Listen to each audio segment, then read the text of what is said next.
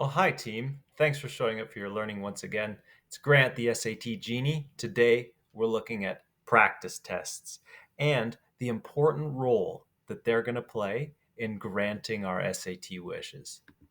So, first, before we talk about how to use them effectively, let's talk about some common errors that I see students making about practice tests. The main one is they worry about their score on a practice test.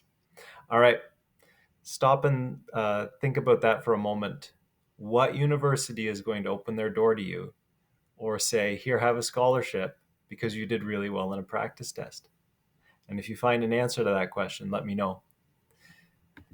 So, other students will worry about their score so much that they'll even bend the rules on the practice test or even outright cheat. They might say things to themselves like, oh, I'm pretty sure I know the answer to this question, but let me just check something online just to be sure. And they fool themselves into thinking that this is all part of their SAT prep. But no, this is a practice test. And so we want to take it a lot more seriously than that, for regardless of the reason why we're using them. And we're going to be using them for two main reasons, but this doesn't fit in any of them. Always follow the rules of the SAT and take the test under as accurate of test taking conditions as possible, with a couple exceptions that I'll talk about later. And then another thing that students will do is they'll check their score at the end of doing a practice test, but they're not even looking at their mistakes. They're saying things like, well, last week I scored a 580 on the reading, and this week I scored a 570. I'm getting worse. Or something ridiculous like that, instead of looking at where they drop some points and where they might pick them up next time, or what went well and what didn't went well. Okay. Another thing that students will do is what I just did here is they'll beat themselves up over missing points. It's not about your score. Actually, the practice tests are an opportunity to practice that mindset, and we want to make sure we're practicing the right mindset. We do not want to feel like we're beating ourselves up with these things. This is not a form of self torture. This is exciting stuff that's going to open doors in our future. And we want to make sure that the mindset is spot on while we're doing our practice tests. So the last thing is the students are just worried about their score, and you'll see that all the way through there. All of those errors have to do with thinking that okay, I got a good score, but it's a practice test. It doesn't matter. It's not about the score. The score is a tool to guide us in our practice. So let's take a look at why we would want to do practice tests. And I want to go with a metaphor of an athlete here for a little while. Imagine that you're an athlete getting ready for the big game, maybe basketball. I'll use basketball as my metaphor. So, one thing we can do with practice tests, this is one main goal that we'll use them for, and it's in that first word, practice. Okay? We are practicing the test. So when you're practicing the test, this is like an athlete preparing for the game day. They are doing things like getting to bed on time and practicing their rest before the big game. They're getting up at the game day time. They're eating the foods that they will eat on game day. And they're doing all the things in their life that they know will prepare them for the game. And they're practicing the preparation for the game. And this is actually really important. The SAT is a super important test in your life. And it's not to put pressure on you, the pressure's already there. But it's to say we want to practice the way we write the test as well. And so we're going to use practice tests for that. So are you getting the food and water organized that you're going to be taking in your bag with you to the testing station? Your healthy snacks, your hydration? Are you having a great breakfast that day before you write the practice test? These are all things that we're going to build into that practice. Okay? Are you? How is your energy and how is your rest throughout the test? Are you feeling sleepy and not able to keep yourself awake without a dose of cell phone during the practice test? Like, these are things that are better to know before you go into the actual test than the day of the test. When you try and wake up at 7 in the morning, are you feeling well rested, or do you need to practice a bedtime routine? These are all things that you can work on with your coach or with your tutor to get yourself ready for the test. And then, how is your mindset on the test? Are you feeling like this is a huge opportunity that's going to open up doors in your future? Or are you feeling frustrated about the test, or tired of it, or sick of it? We want the former. We want those positive vibes. We want to be imagining what's going to happen when we get that good score. And we want that good feeling to bleed into the way we take the test. And that's something that we're going to practice with the practice test. Okay? We want to practice that mindset because we're going to do our best work when we're feeling our best. And did you manage your time effectively on the test? Were you able to answer all the questions and have time to go back through them, use all your test taking strategies that you will have practiced with your tutor throughout your training program? Or were you short on time in any one of those sections? Or what about your time management getting to the test or in between your rest periods? So this is a type of practice that you're going to do closer to your actual test. Maybe a month out. As early as 2 months out is not unreasonable, but we don't want to be doing a whole lot of this. This is a full day investment of time, and it's not necessarily the most efficient way to do the second thing that we can be doing with practice tests. And let me talk about that. Another thing that we can be doing with a practice test is in the second word. Not practice, but test. Okay, we're going to test ourselves, and we're going to test what we know and what we don't know. This is like an athlete saying, how's my free throw shooting? How are my three-pointers? How's my defensive coverage? All of those different skills that are going to go into being successful in the actual game. They want to know in practice where they need to make improvements and where they're strong, and how to use their strengths to cover any weaknesses, or how to have a strategy to get ready for the big game, get ready for the playoffs or whatever it is. So if you're testing yourself, you want to be very clear on the goal. Your goal is to evaluate your skills on the test. So you want to know where you can pick up more points and what areas you want to focus on more with your tutor going forward. This type of practice, this testing, happens earlier on in your test prep. This is something that should be very early so that we can build a personalized plan. So let's take a look at how to use the practice test for practicing the tests first. And this comes a little later on, but we're going to get there soon. So we might as well know this now. So first of all, you want to simulate real SAT conditions with the way you do this. It should be as legitimate as possible. So you can do these tests in a library, or if there's space in an office where you can go someplace that's not your bedroom, not your most comfortable place. It's certainly not the kitchen table at home where there's lots of distractions. You are somewhere where you can absolutely focus, and it should be similar to where you're taking the SAT.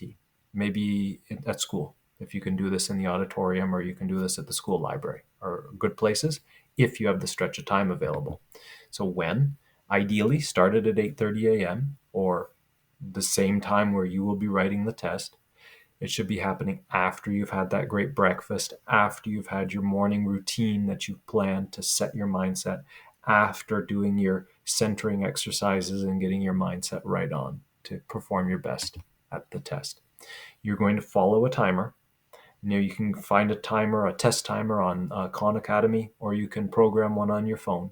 But if you have to use your phone for the practice test, your phone is absolutely on airplane mode, and that's the only thing that your phone is doing is the timer, even between sections. Okay, you're not using your phone between sections. This is very serious test prep. So it's very much like a game day practice. It follows all of the same routines. And then the other thing that you want to have prepared for your practice tests is you have your favorite calculator prepared. You've got your water, your snacks, your bubble sheets. So you're going to be coding your answers in the same way that you're going to be coding them on the SAT. If you're doing a paper-based test, you got the bubble sheets and your booklets ready. If you're doing a digital test, you know where to go for your test, and you have your scrap paper ready. Okay. And then one thing I want to highlight here is these are the LA Lakers, and you see their free throw percentage over there in practice. All of them are their free throws above 80%. Most of them in and around 90. There's Steve Nash there, 97%. Amazing. Everyone is shooting worse in games, and look at some of them have bigger drop-offs than others. Of course, when you go to write the actual SAT, you're going to feel a little more pressure than you can put on yourself for a practice test. It may impact your performance. It may not. Okay, you may be someone like Kobe there, who hardly experiences any any decline in his performance in a game situation. Only about 5%. Okay, so you certainly want to be that, but this speaks to the fact that you want those conditions to be as game day like as possible while you're doing your practice tests to get yourself 100% ready to have that life-changing test score. So, some things that is important to do after you have one of these practice tests is to really reflect on what worked for you. Were you able to keep your energy up through all the sections and do your best? Or do you need to take a look at your rest or your nutrition, right? How was your hydration? How were you feeling throughout the test? Think about these things and see what could be better and what could be worse. How was your time management on the test? Make some notes about that afterwards. And how was your mindset throughout the test? Are you feeling good? Are you feeling positive? And what are some things that you can do to keep that going? Okay. And reflecting on that mindset and what we can do to improve it. And then, if there are things that you can improve going forward in your practice and in the way you take the test, those are great things to journal about and to get some ideas. You also want to be checking your mistakes. So this is still an opportunity to look at what you don't know. We're getting a little closer to the test day, so this might not be our main focus with these practice tests. But still, if there's a chance to pick up any more points or to notice patterns in your mistakes or to figure out places where you can improve those scores, that's great. And the last point there is to make sure that you are patting yourself on the back and getting yourself and really feeling like, yeah, I'm doing the things that are going to set me apart. So even if the score is not where you want it yet, you want to feel good about having done this. Not all students do this. Not everyone puts in the time and invests a day to go through a practice test like this. So if you are someone that's doing that, you absolutely want to give yourself a pat on the back for doing the things that will distinguish you in this life and on the SAT. So fantastic work. Now, if you're just starting out with your SAT training, then this is where we are. We are testing, and it's a different goal. And so we have a different focus when we're doing these practice tests to identify where our strengths and weaknesses are. All right. So the first thing is to know this happens early so that we can create a personalized plan for ourselves and to cover as many of those knowledge gaps as we can before the actual test. We are still going to do things like using a timer to measure how quickly we're answering certain questions and things, but it's okay to take your time. It's okay to go past the timer on the testing practice test. This is because we want to absolutely make sure we answer every question possible. We think about it and we're early in our test prep. So if we're a little slower on these questions, that's okay. We're going to get practice and we're going to make progress.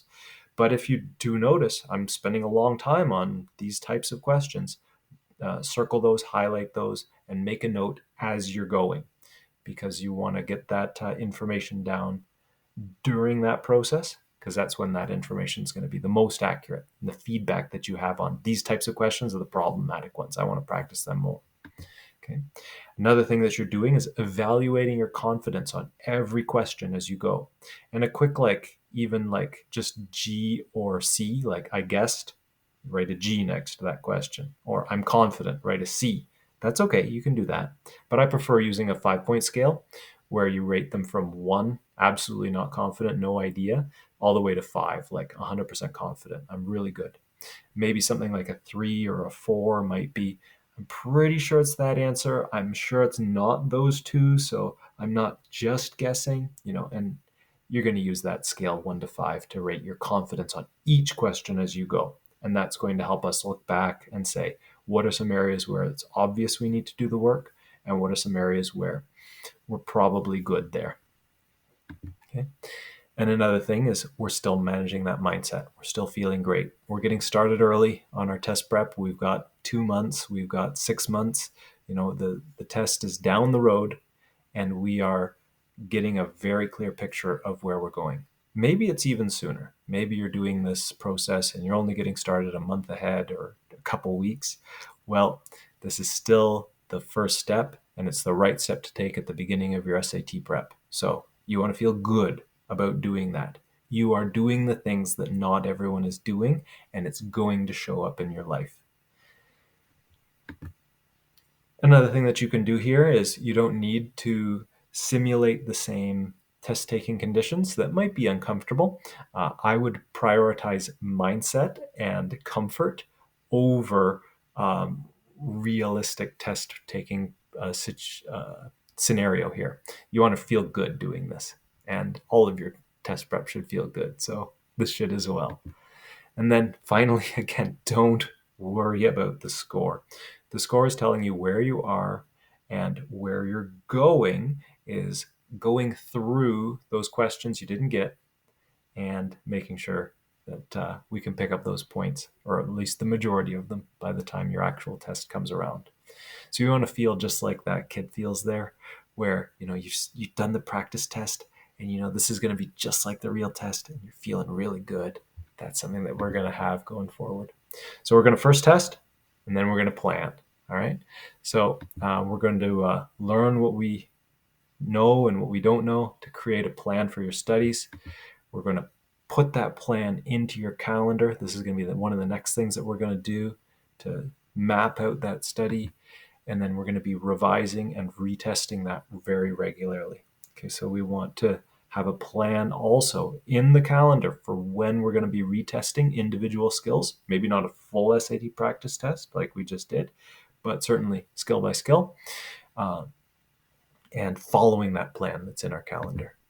And again, it's all about mindset. It's all about feeling great throughout the whole process and understanding that every step you're taking, not everyone's doing it. And it's all getting you closer to that goal future that you have in mind, that university program, that scholarship, that career, that feeling even when you open up that letter from the college board and it said you scored a 14 something, a 15 something, dare I say a 1600. Okay, on the SAT. It's about that feeling that you're going to create when you get the result you want. And we're going to have that feeling all the way through our test prep. So I hope this gives you some guidance on exactly why we're using this tool and how we're going to be using it for two different reasons throughout your test preparation cycle. So any questions, absolutely hit me up by email, rub my lamp that way, and I'll help you out with that. But until then, all the best for your granting your SAT wishes. Thanks very much, team. Bye for now.